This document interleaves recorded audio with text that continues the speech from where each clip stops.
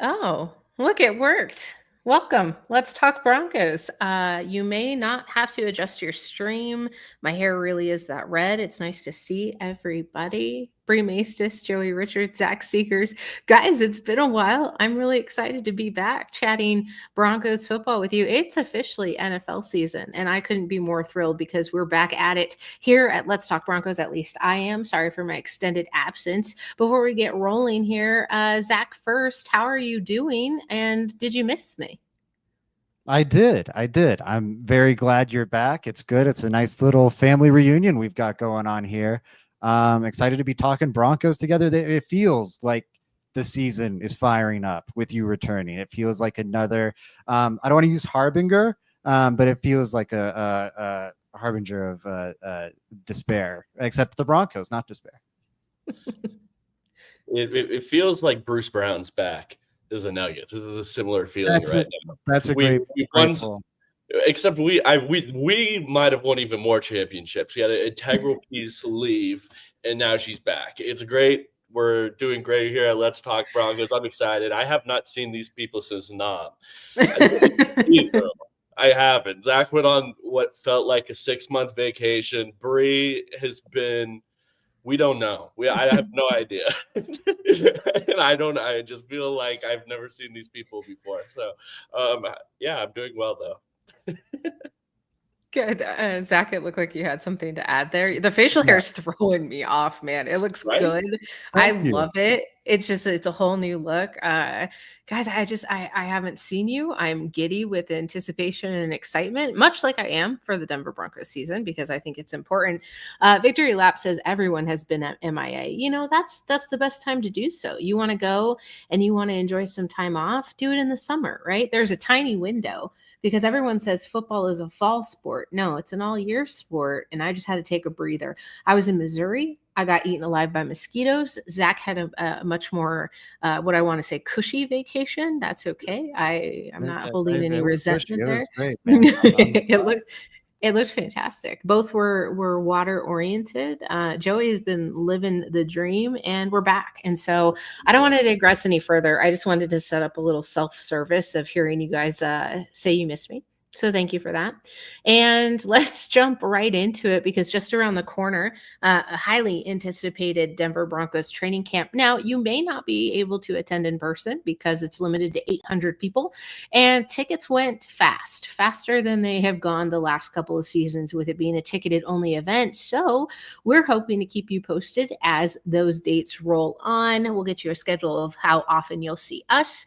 But before then, there's some anticipated conversations about what are we looking forward to? Who are we looking forward to? What could possibly go wrong? Because as we're all very excited and optimistic about this season, I think there's a couple of things that could spell a disaster here for the Denver Broncos. So we want to give you the spectrum of excitement, the wow-o-meter, if you will. I don't think we'll call it that, but I'm going to trademark it just in case. Yeah, I'm glad you do. We'll do offense next week, but we're going to start on the defense. Gentlemen, I want you to give me an idea of what your most Victory Lap says he's been busy in the summer schooling the boys on the court. You got to take on those high schoolers while you can before they get back into school and they're too busy to compete. They'll also be out of the gym soon. So that's understandable. We're going to be going over kind of storylines and anticipated players from training camp as we go into the season, but we're going to start on the defensive side of the ball. Guys, I want to know, is there an anticipated camp battle? Joey, I'm going to go over to you first. Let's start with camp battle in general on the defensive side of the ball. You got a couple of interesting storylines that I could tee you up for here, right? You've got Dre Greenlaw coming in with that linebacker group, right? Is there going to be a potential camp battle? You don't have to name names necessarily, but I think it's important to know there's some positions here that are coming in really heavy, especially with those off-season acquisitions. Safety's another one. You got Hufanga out there. I don't want to feed you too many of them. What's rattling around with you when you think about camp battles on the defensive side? I think the one that I want to see the most is there's been so much talk about the cornerbacks and who's actually going to start at the outside cornerback position. I've been very opinionated on it. I've been arguing with people since draft day. about who I think is going to be the starting outside corner. But I'm excited to see it. I think both guys in camp will get opportunities playing the position. I just want to see who's best at it. Then it's a position, guys, where training camp is an athletes-driven thing, and you're going to see athletes excel. Cornerback is an athletic position. So you're going to actually be able to sit and look and tell who is actually going to be the better outside corner there between Riley Moss or Jahdae Barron. So I think that's my number one on the defensive side of the ball that I'm looking for. I just want to see who wins that battle. Yeah, to force an analogy, I think the defense right now, it's like a placid lake, and this is the big old stone you're throwing into it, and all the ripples will come off of it and touch everything else. Because if Barron wins, which I think there's a very good chance of, what happens to Riley Moss? Is he competing with McMillan for that nickel job? Is that all of a sudden one of the hotter training camp battles? And same thing if Barron doesn't win, what's happening in base defense? Because the other element of that is, nickel. Because what Joey's talking about is who's going to be starting opposite Pat Surtain in base defense when you only have 2 cornerbacks out there. And Barron might win that job. But whether or not he wins it, the nickel question is still out there. What's your best 3 at that point? Is it Surtain on the outside, Moss on the outside, and Barron on the inside, where he also looks to be very good? Or are you better off? Is the gap between Barron and Moss greater than the gap between Barron and McMillan? And you'd rather leave Barron on the outside and have McMillan bump into that, main slot corner role. I think it's the biggest and the most important battle for the Broncos defense's training camp approaches. I'm really excited to see how it plays out. I think my early money is on Barron outside and base defense, and then maybe sliding inside and nickel. What a great problem to have as you both run through the roster there that exists in cornerback. We always talk about defensive backs always at a needy tier when it comes to offseason acquisitions and what you're looking for when free agency starts. But Zach, a little birdie told me that you had thrown out the idea that a Jaquan McMillan could be somebody who could be on a roster bubble. Is that something that you said? I don't want to misquote you, but I am interested where you think he falls in the depth chart when it comes to that secondary. Is he still kind of sowing what he was able to plant last season through a great stretch of the season, or do you think he's going to be challenged enough that he could be pushed down the roster? I think he could be pushed down the roster. I think this is his last year under contract. He'll be a free agent coming up, and I don't think they would cut him, but he could absolutely be useful to other teams in the league where the Broncos maybe come to a point. Also, he's on a very cheap contract, so it's very tradable. Almost actually, literally any team could absorb that salary and remain cap compliant. And again, a lot of teams could use an upgraded nickel corner or at least some more depth there.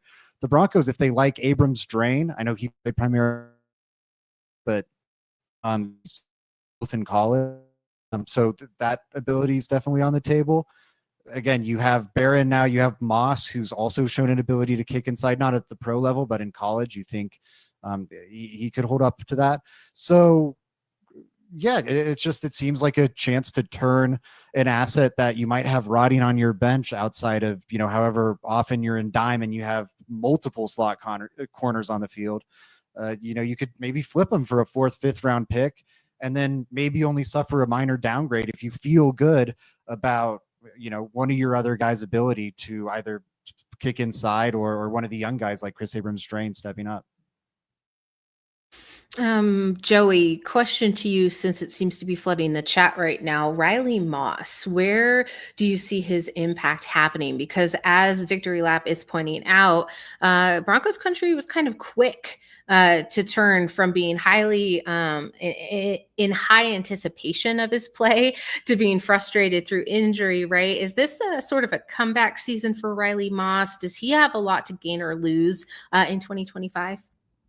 I don't even think there's anything to come back from other than injury. Like that's my main thing. Everyone turned on him after the injury. Injuries can greatly affect your play. I mean, it's an athletic sport if you can't move like you were supposed to, especially at cornerback position. you're going to not play as well. I don't know why everyone just turned so far on Riley Moss. It just seems like there wasn't much critical thinking of why he was so good at that one point and then so bad at another point. It doesn't make sense other than, hey, yeah, he played bad against T. Higgins, damn good football player, and then also just was coming back off from that injury. So I think his impact will be very similar to what it was last year. I expect him to be the outside corner on this team, the boundary cornerback on this team, opposite Patrick Surtain. I mean, I would probably even say that I think he's going to win that as far as in base coverage over Jahdae Barron, at least early on in their career. I could see Jahdae Barron, eventually going to that where he can be a boundary and slot guy. But I think year one, it's going to be a lot for this guy to learn everything. And giving him 2 tasks, let's just make sure he's feels comfortable in the inside before I want to make him a boundary guy. I think that's definitely important. And last question for whomever wants to take it concerning cornerbacks and the secondary. Speaking of Jahdae, any concerns? I know we've heard a lot about the contract negotiations or lack or wherewithal. Do you have a concern level when it comes to that holdout in general? I've had the conversations ranging from not really worried about it because there's not public bickering, but also kind of worried about it because you're one of 2 rookie stand or holdouts. So Zach, I'm going to throw it over to you first and foremost. Concern level as we're talking about, simply because he came to mind when you mentioned him. Yeah, no, I don't think there's any tangible reason to be worried. He's not missing practice. Now that could change here in 2-3 days if they don't lock him up and training camp starts. If he's not under contract, his agent will, and wisely, because injury could happen and that could screw things up for him, will advise him to sit out of camp. So they better figure this out pretty soon here. Right now, there's not any tangible drawbacks, but I am worried about it just because it seems like bad business to me. On Broncos Country tonight, when I've been producing or whatever, Benjamin Albright, the Broncos insider, has said that the reason, at least to his understanding, is they're kind of waiting on the slotting of the Shamar Stewart contract with the Bengals, or however that situation plays out. Don't be waiting on the Bengals. They are not the organization who you're like, well, let's see if we should follow in their footsteps. They're notoriously cheap and unfair to their players, especially as financial practices are concerned. And their ownership's one of the poorest in the league. It's not the Walton Penner family who's got more than enough money to not have to penny pinch over these small things. Like, I really hope it's not that. I just can't imagine what is happening with the Bengals situation that isn't like slimy penny pinching that you have to hold up on to see. Like, if you're hoping they win that stare down and as a result it becomes precedented that you don't have to guarantee, you can kind of do this weird workaround for the first round pick guaranteed money. Don't do that to Jahdae Barron. Like, that's not good for locker room culture. Even if like you don't care about the ethics and just want to talk about on field, that's not good for team culture if you're just doing that to your rookies as they come in the building. So that's one. I think sort it out. Like, what is the problem here? And camp's right around the corner. Same thing with RJ Harvey. Is it a little concerning that we have 2 guys in this similar situation?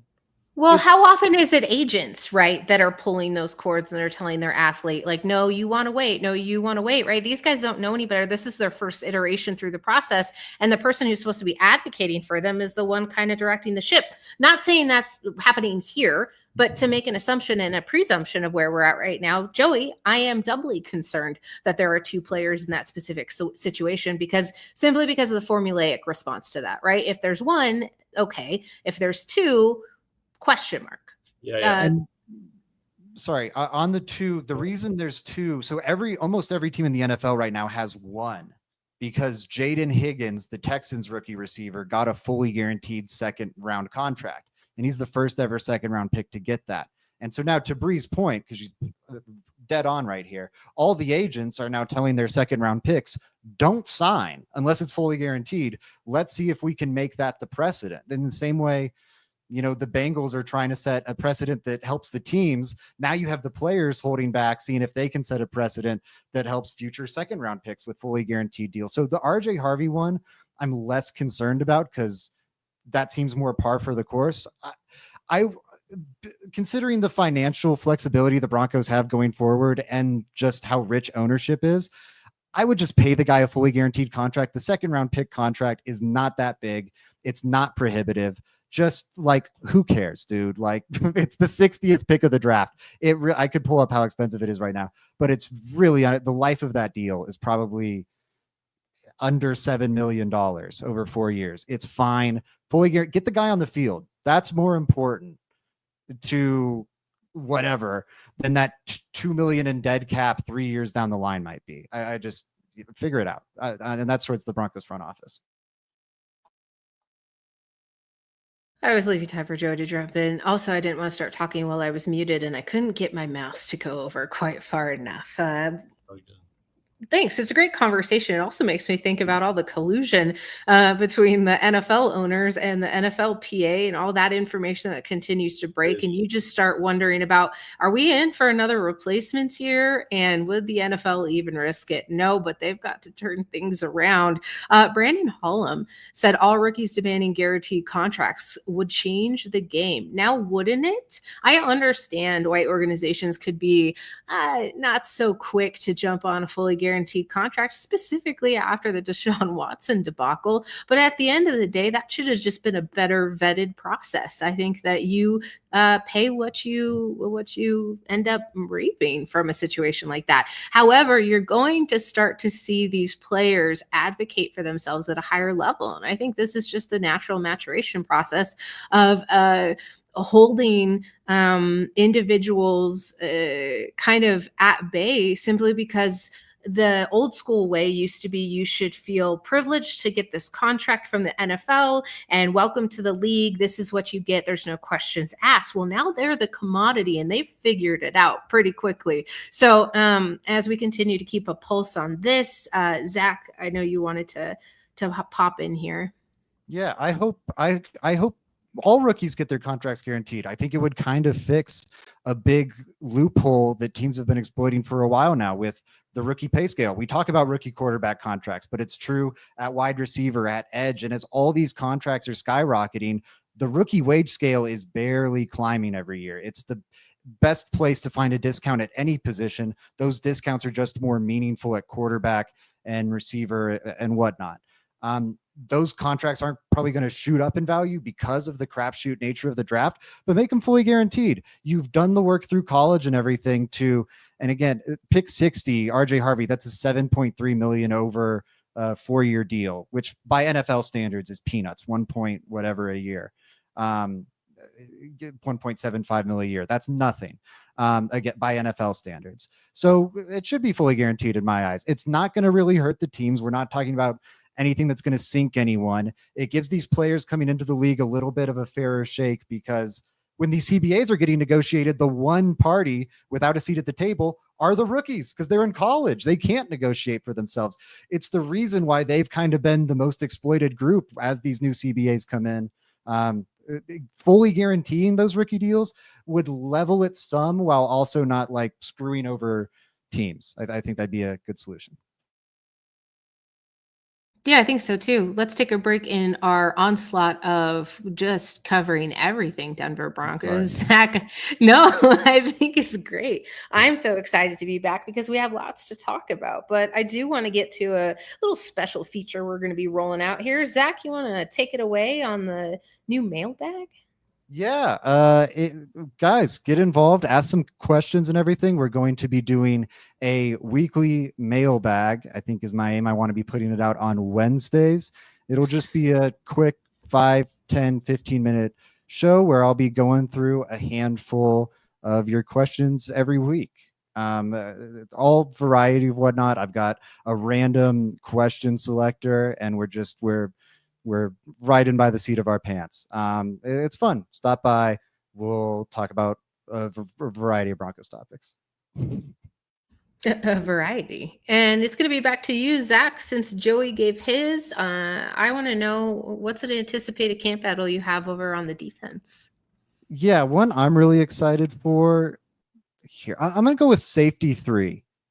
I think that's going to be very interesting. Talanoa Hufanga starting. on one side. We know that.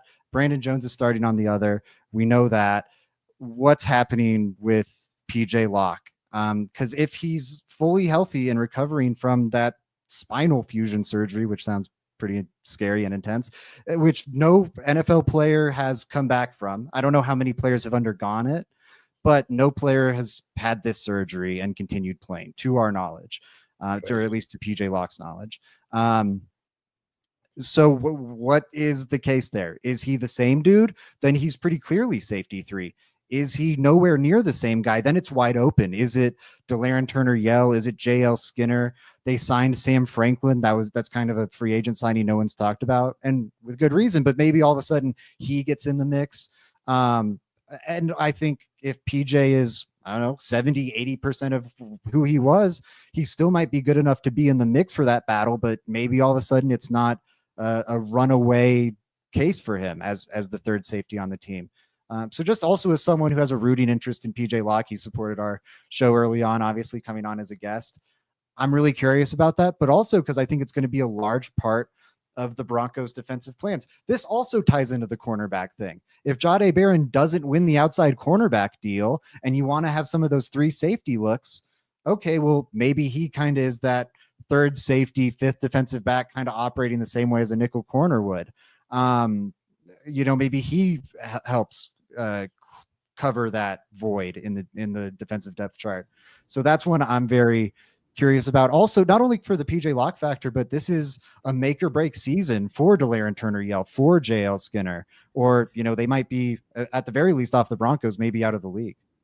Yeah. Well, you have JL Skinner making such an impact on special teams too, that I don't necessarily think he has to worry too much about that. But this is the year, Zach, I would have to agree, where he starts having all of those snaps on defense, right? Like that's what you hope if you're contributing as much as you are to special teams. But now with the Broncos focusing so much on the 3 entire phases of football, especially bringing in a Darren Rizzi, like I think you're just in a better position to see how much JL Skinner can affect the game of football. So I wouldn't worry too much about him, but I did also want to point out PJ Locke, and whether or not he's healthy or not, before I throw it over to Joey, takes the idea that you're resting the rest of your laurels in that secondary to DTY, Devin Key, and a floating safety where you're just sending everybody at that point. So I'm worried about it. I'm significantly concerned, not because I don't think PJ Locke can get it together, but that's a huge life-altering surgery. So it just brings your confidence level down a little bit on what was specifically on paper. Joey, how do you feel about that number 3 safety, as Zach put it? I didn't think he was going to go so niche on that, but I love it. No, it wasn't interesting. I was laughing at the beginning because you're like, one I'm really excited for. Safety 3. Like, yeah, this is a football nerd right here. He loves football. He loves it. No, but I think it's interesting too for all the reasons you said. PJ Locke, that's someone I'm going to be rooting for heavy this next year. To your guys' special teams comments and stuff like that, I mean, that could be a determining factor for who gets that spot. JL Skinner is a great special teams player, as you both mentioned, but I think people may forget that PJ Locke made his name in this league originally off of special teams. So, like, that's something that he can also contribute in if he comes back. Now, again, he's going to have to be somewhat similar of an athlete and stuff like that. To run your ass all the way down there to make a tackle on punt or kick or whatever he has to do. You still have to be athletic. You're still in the NFL. And matter of fact, the players that are best at those are run and hit players, which is what PJ Locke was. It will be interesting though. And I wouldn't forget about Devon Key either. He made this team last year. He was high on the depth charts originally. I mean, I remember in the preseason, he was getting starting time sometimes with the Broncos there. So, yeah, I mean, he did play a little last year, and it was an atrocious game. But he still could make the team. It is going to be interesting. I don't know who wins this. I don't really have a prediction on this one. I guess, Zach, do you have a prediction of who ends up winning that spot? I think it's going to be PJ Locke, kind of in my bones. I'm hoping he's coming back from it. It reminds me of I was watching the Quarterback series. I guess it actually made me think of PJ Locke, but Joe Burrow, they're kind of hyping up his comeback in like the first episode, and the wrist injury he was coming back from was something that no NFL quarterback had ever come back from before. And if his defense was better last year, he maybe wins MVP. So, and that's a wrist. PJ Locke's thing is a back. Like, they're wildly different. But I think it's a case of, this isn't like an ACL in 2009, where it's a pretty common injury and no one has ever come back from it at like a really high level. And then Adrian Peterson kind of breaks that barrier in 2012. At least to my knowledge, it's less like that and more like a thing that just not a lot of dudes have done before. Now, to that point, we don't know if he can come back from it because it hasn't been done by a lot of dudes before. But I'm optimistic that he'll be okay. If not him, my money would be on JL Skinner. Bree's point about the special teams thing was really strong. I totally overlooked that. He is probably locked into a roster spot because of that special teams ability. He's the only one you can say that for. And, you know, that's going to help him maybe get looks on defense too. You know, reward him with some reps. That's how PJ Locke got his start, you know? Yeah, I love it. Points all around. It does just beg a little bit because there have been question marks throughout the secondary. When one individual goes down with injury for any length of time, whether it be a couple of weeks to half the season, you have to wonder about who and how they're going to bring up. But that is all based on how many they decide to keep there in the secondary. And I say as many as possible because we know what happens late into the season. That'll be an interesting to watch. It'll be kind of sort of similar to the wide receiver conversation I know we're going to have down the road. But we've covered so far cornerback. Now we've covered safety number 3. Just get it right. Make sure you know where we're at right now. Christopher Hart distracted me. It's good to be back. When did the lead singer of Weezer join Let's Talk Broncos? Who is this man with the beard?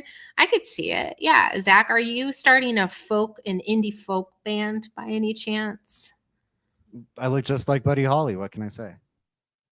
It's the one song there I know off the top of my head. I couldn't tell you. I'm not a Weezer fan. Honestly, it's just noise to me. But I guess that kind of leaves. I guess that kind of leaves the conversation in a similar discussion of middle of the field, right? I could go the entire defensive line because the question is how much of this is going to impact what contracts look like going into 2026. I do want to highlight that we will be fully watching Jonathan Franklin Myers, Nick Bonito, Zach Allen to see what that's going to look like as far as how the Broncos pay them. But you can't ascertain that information during training camp. But I do think it's important to note, does somebody step up? Does the depth start to show out simply because they know this is their opportunity to kind of step in and make a name for themselves? Is the drafting of a Savion Jones where it's going to make the difference here? Is DeAndre Tillman going to have another breakout year where it really bodes well for the Broncos in the position that they're in? Because if you would have told me in 2024 that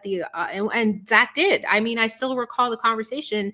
I was sitting right here and he was like, well, they're not going to keep all 3 of them. And I was like, how dare you? How could we not do that? So I just want to say I'm heavily invested in what that sort of organically works itself out to, like who starts really showing out. Otherwise, there's a bigger can that we have to kick down the road because they're giant human beings. But let's just talk about Zach's favorite player on the Broncos roster, and that's in the linebacker group, Alex Singleton and Jahdae Greenlaw. That battle there at linebacker is going to be interesting because you have all of these individuals coinciding against each other, obviously playing on either side, but Drew Sanders, Justin Strnad, I'm failing to Lavelle Bailey. You have all of these guys who have to take another step in this process. So how does linebacker iron itself out? And is Alex Singleton going to come back from his injury and kind of make up the production that he missed last season? Zach, I'm going to start with you because I just want to see what buttons I push to get you talking. What does linebacker work its way out to for you? You guys were laughing at how niche my selection was. I was avoiding the mousetrap that was me taking the Alex Singleton. Is Alex Singleton going to lose his starting job? That was some stinky cheese. I was going to leave that for you guys. And look at me. I'm not bringing up that Alex Singleton might lose his job. Bree brought it up. Let's remember that right now. But yes, he's absolutely on the hot seat. I think he was really strong in 2022. 2023 was, I think, a pretty meaningful regression. I will say, so I always harp on him missing tackles. I do think I've underrated the value of him always being around the ball or being the first man there. And he's maybe missing a tackle, but he's slowing down and impeding the play. I think I've undervalued that. But, you know, still he's missing tackles at a high rate and he's a problem in coverage. That's like not your dream linebacker, to say the least. Drew Sanders was drafted to eventually take over for him. Now it's kind of been slowed because of injury, bouncing around multiple positions, but it seems like he's finally settled into that home at linebacker now. And I think he could be a good Vance Joseph linebacker. You know, he has to develop some coverage skills for sure. But in terms of that guy, you're just blitzing a lot, having him go forward more often than not, which also isn't that different than what Alex Singleton's doing in this defense. Drew Sanders can maybe fill that role. So I'm curious if it's this year or next, but the Broncos are kind of incentivized with Singleton's contract coming up, them needing to make a decision on Sanders sooner rather than later. They're kind of incentivized to get Sanders some playing time over Singleton. So I think that's an interesting dynamic. Not that that's going to be the deciding factor, Joey. This is a team chasing wins now, but they are incentivized in a way they aren't with Singleton. So I'm curious to see how that plays out. And then Lavelle Bailey is a guy the coaching staff clearly likes. I wouldn't expect it to be him, but maybe he makes some noise. I totally overlooked Justin Strnad. I mean, he was the best of the bunch last year. I think Alex Singleton was pretty good at the start of last year. He's probably ahead of Strnad, but he was definitely the best of the backup guys, and by a wide margin. He just really struggled down the stretch, and I wonder if defenses have figured out how to bully, or offenses rather have figured out how to bully him. I don't think you have to worry about Strnad falling down the ranks too much, again, with that special teams knack that he has, but I think it opens up a conversation. I really did want to get this conversation back and rolling, though, because it's an important question that has to be answered. If it's even a fraction of what it was, that was already a sore point for the Broncos roster, and there are concerns, whether you want to admit them or not, that there's it's high for me. It's in like the 85% range that Dre Greenlaw tweaking his leg is a little bit of a concern, just going from the strength of the linebacker group. So not saying the competition solely rests there, but there is an idea that the room needed to be as strong as possible for this defense to really start off hot, which gives them an ultimate advantage to start the season. Joey, anything to add to that? I think that they need this. I would project that it's Alex Singleton and Dre Greenlaw. That's my projection. I think that if they didn't feel comfortable in Alex Singleton's recovery, they would have done more than just Dre Greenlaw here. And I think their backup in option to, hey, Dre Greenlaw or Alex Singleton gets hurt is bringing back Justin Strnad. And then the way I look at the other two, Lavelle Bailey and Drew Sanders, I mean, Drew Sanders still has the, hey, I was drafted as a second-round pick attached to his name, but we're years removed from that now. I think that's pretty much gone. I don't think you can say that about the guy anymore. He's going to be fighting for a roster spot just like everybody else on this team. I don't think that they look at him in any special way any longer. I really hope he can make it work. We keep bringing it up, and it's going to be something you have to bring up when you talk about these guys battling for spots on the roster. It's going to be special teams. Can Drew Sanders make a difference on special teams? It's going to be massive for him. He brings a unique skill set. He's big, very tall, gets in passing windows very well coming out of college. And then, of course, also him as a rusher is going to be valuable. But can he put it together? Can this work? I don't know. So, yeah, I think your locks here are pretty much Greenlaw, Strnad, and Singleton. Outside of that, we're really trying to figure something out. We don't know with either of those guys. I think Sanders has a good shot with what he showed on special teams last year and the pass rush ability, but Joey's right. He'll definitely have to earn a spot. My last case against Singleton, because, I'll go down with the ship here. Yeah, you know it. Ready? So the argument Joey just made for why Singleton will be a lock to be a starter, you could have absolutely made for why Tim Patrick is going to be a starter last season, and they ended up cutting him. Yeah, well, I think they felt okay with like Valet and those type of guys. It would take, and If they feel Valet good, was the they'd have new to feel really shiny. good about Sanders. What was that? They'd have to feel really good about Sanders. Yeah, they would have to there's not the new shiny toy of between LaVelle Bailey or Drew Sanders. It would be them having to show out, especially when you're dealing with Dre Greenlaw's injuries as well. Like that's something that you have to think about. It's scary to move off of anybody, really. I mean, if anything, the Broncos might come out of training camp and be like, "Hey, we need to improve our third and our scanning cuts to see if they can get a better third linebacker in this room." I could see that as a possibility.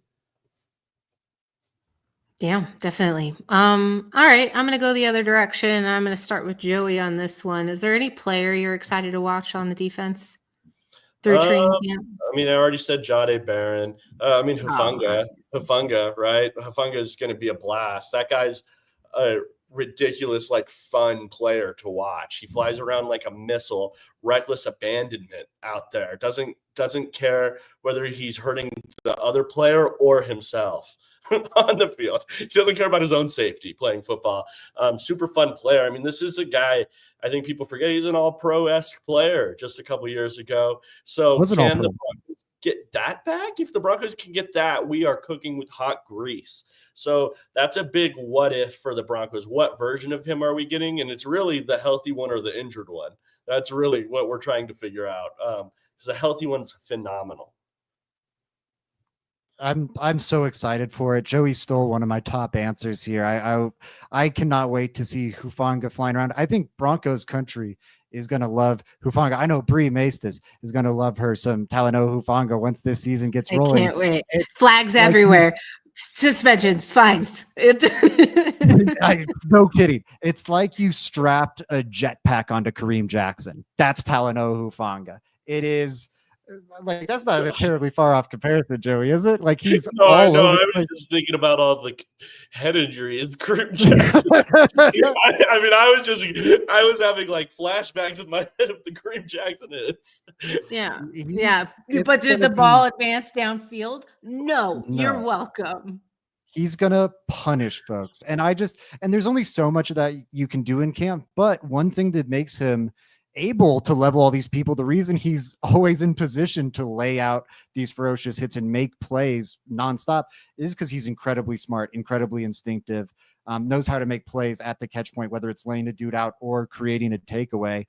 I'm excited to see the combo of him and Brandon Jones, who I think if we were still in the quarterback wilderness, Brandon Jones would have gotten talked about a lot more last season because he was one of the nicest surprises of the season. Just we were also caught up in PS2's amazing season and Nick Benito and Zach Allen, and it just kind of got overshadowed by all the other great stuff happening on defense and, of course, the offense.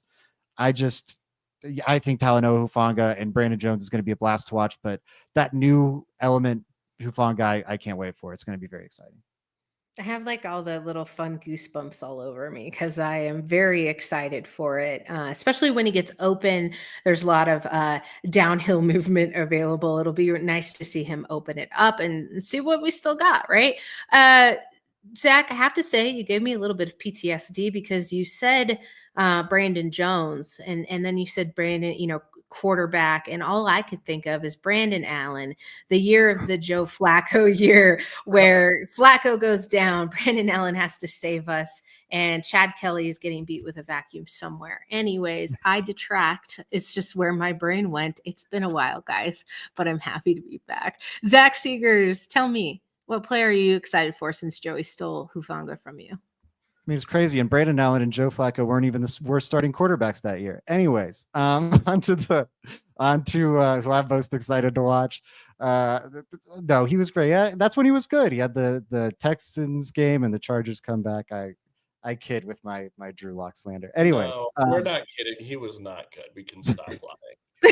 You don't have to appease people. Drew Lock was never good. Stop. Shout out to everybody, but no. I'm excited to watch Q Robinson. What is it? Q Darius, I think is his full name.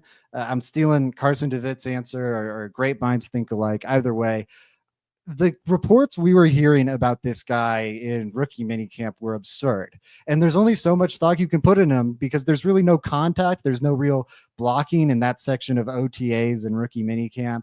And then we had Orlando Franklin on air on KOA, and he was talking about how, like, yeah, when a rookie's doing that to me in non-contact OTAs, I make sure to give it back to him once the contact starts up. So I'm just curious to see, what is Q-Rob like? Is he this incredible find? Because I think there's reason to believe that his pass rush win rate numbers and like pressure rate numbers and everything are among the elite prospects in this class, the Abdul Carters and whatnot. He just played like 3 games his entire career at edge. He's otherwise been a career special teamer. So I'm curious, is he maybe a diamond in the rough? Is he just a great special teamer? Now that we're going to start to see contact, with training camp getting rolling, I think we'll get somewhat of a feel for that. So I'm very excited to see what he is exactly. I love it. Joey's still mine, and I really don't think there's anything else to cover in that vein of it. But I do want to talk about what's still bothering us, because even though we're excited and even though the Broncos have done a ton this offseason, they were definitely winners, and I grade that at a high A. I still think that there's some questions that remain out there, and it's probably driving us all crazy. So we're probably all in the same vein of thinking. I am going to throw it out there because I want to know, on a scale of 1 to 10, 1 being the least amount and 10 being the most. Zach, starting with you, center position, how much of a question mark is that still for you? Center like Luke Wattenberg? Yeah. Okay. I don't know why I got thrown off by this. Because we were talking about defense, and I just decided to throw that one out there because we're going into training camp and I have questions. Yeah, why not? No, I love it. I'm not being critical at all. I was like, wait, are we talking linebacker? I had a total brain fart moment. Luke Wattenberg, I feel better than most. I know a lot of people are down on him. And I think I know Patrick Chiotti and Mario are pretty down on him. He got a lot of heat on altitude adjustment this past season. I think he's solid. I think if he's your worst starting offensive lineman, you're in a pretty great spot. He did really well in pass pro last year. I think you'd like someone who's a little more dynamic in the run. It was also his first year starting. I wonder if that improves with time playing the position, if he's able to fire off the ball a little better. I don't know. But again, if he's your weak link, I think you can live with it.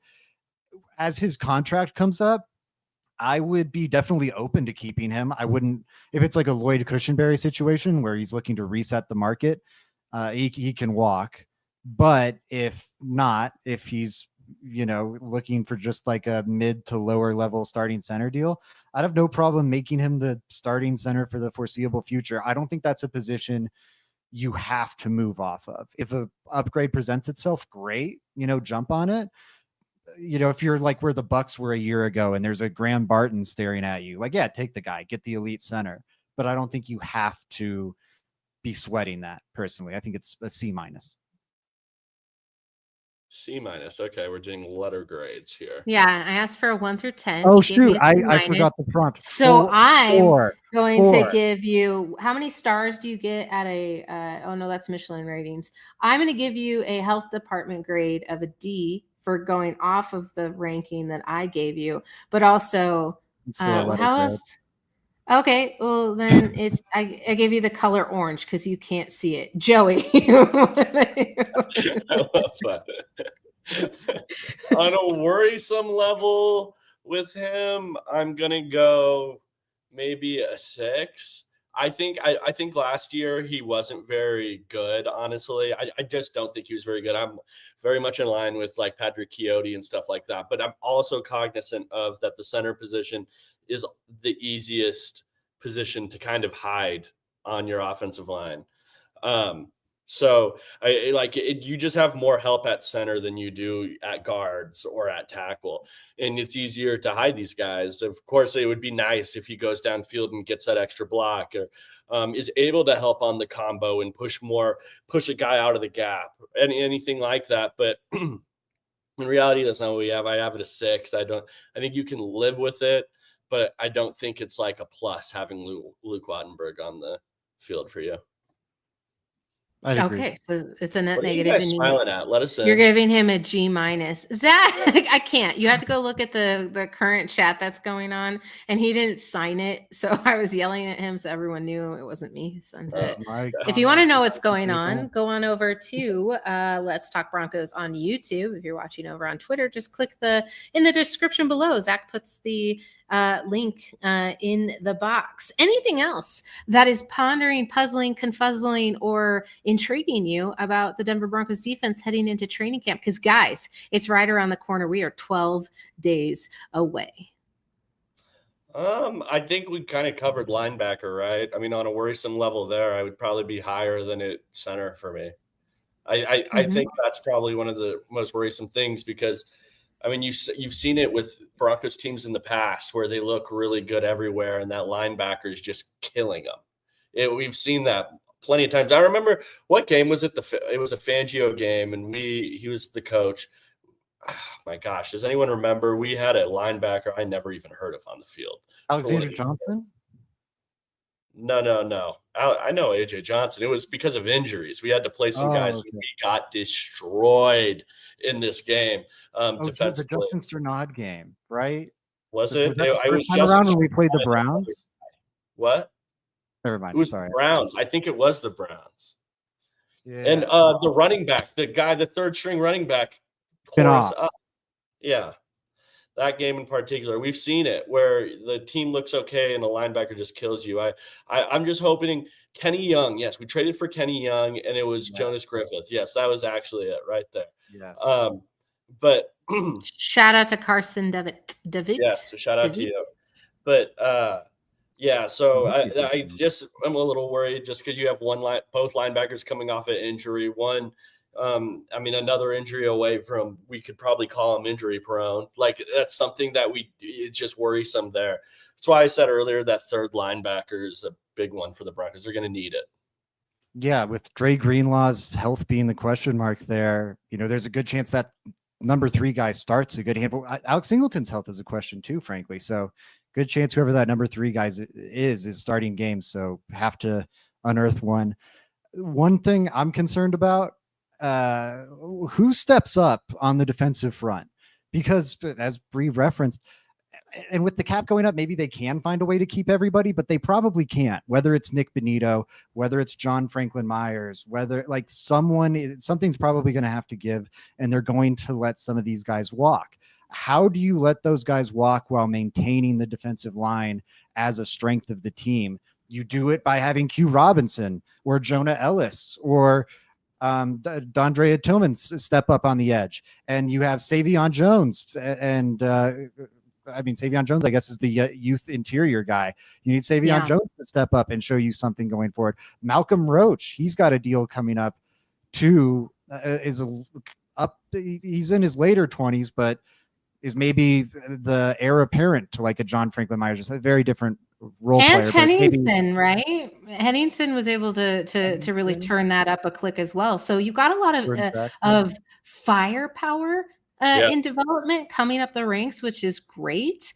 But you have to see now, this is the year where a lot of decisions have to be made for what it's going to look like down the road, because you cannot kick it as they've had a tendency to do so, specifically in the trenches. Now, do I think George Paton and Sean Payton are going to do that? No, because they've already showed us that they're willing to invest and heavily. So maybe, Zach, you're right. We don't have to worry about them not being able to pay that, because if it's not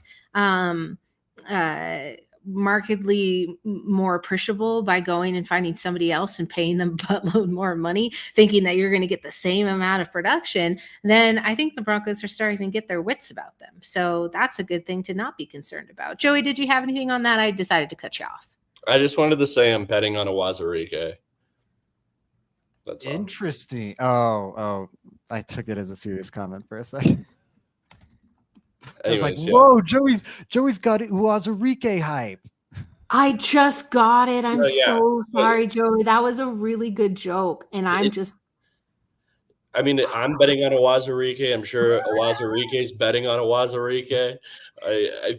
Who knows? Calm down, Malik Beasley. We can't do that.